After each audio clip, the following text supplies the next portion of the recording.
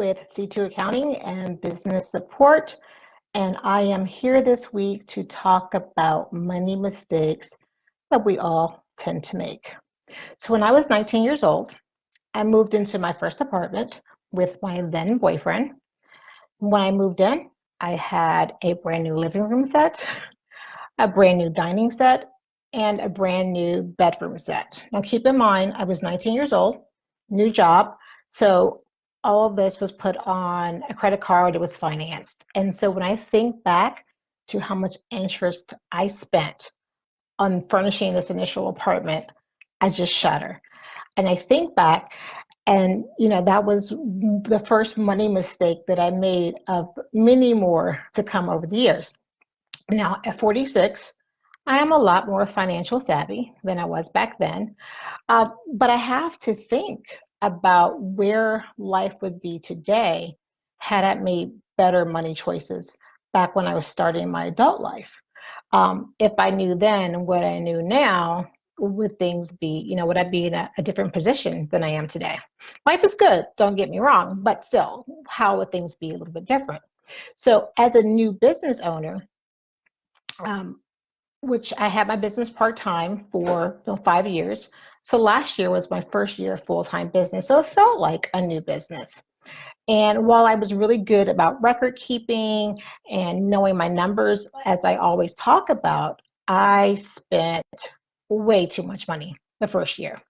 So I am a tech addict, and I spent a lot of money on apps and software, some of which I actually never used. I did a demo, and I would love the bells and whistles, and spent things that I shouldn't have spent. I also made the mistake of listening to the voices of other people.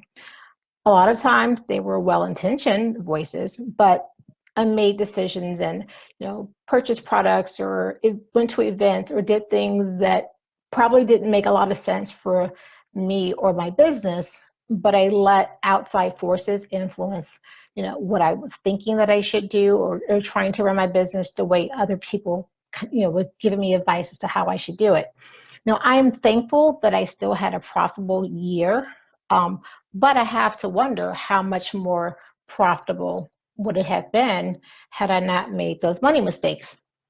So I corrected my course, and I am now a lot more intentional about how I am spending my money, which has allowed me to be a lot more intentional about the types of clients that I choose to work with.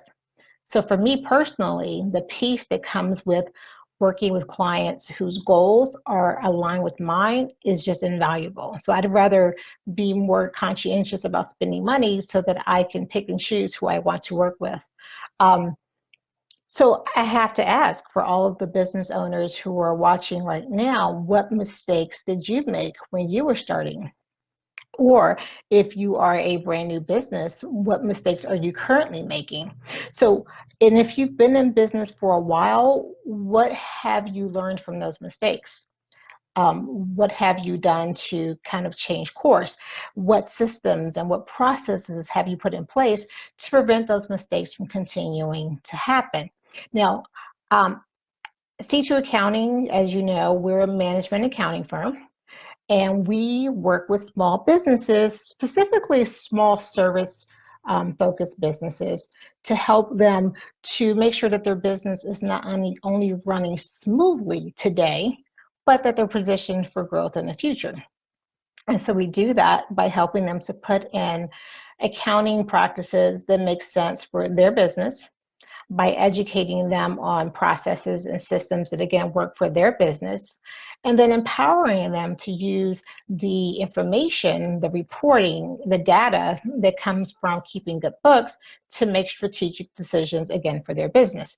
So if you're a business owner and you've made some mistakes in the past, or if you're currently still making them, I won't ask you to raise your hand, it might be worth your time to schedule a free call with C2 Accounting with myself so that we can see if it would make sense for us to work together, to see if we can help you correct course, to see where things have gotten off track, and figure out processes that we can put in place so that you can grow the way that you want to, so that you can get to the end goal that you're trying to get to. Also, if you are currently using QuickBooks Online and you're struggling with it, you have it, but you're not really sure what needs to be done to keep it, keep it going, take a minute and download our free guide that will help you know all of the things that you should be doing on a regular basis to keep QuickBooks up to date. So as I said before, money mistakes is part of learning, it's part of life. It's personally, and it's going to be a part of your business life. But if you know what these mistakes are, and if you take the time to do some self reflection to figure out where your struggles are, you can actually make some decisions that can change those to ensure that your business will be successful. And no one can guarantee success, but let's not make it harder than it has to be. So let's at least make the back end run a lot more smoothly. So again, this was Carlene LeMay with C2 Accounting, and we're talking this week about making money mistakes.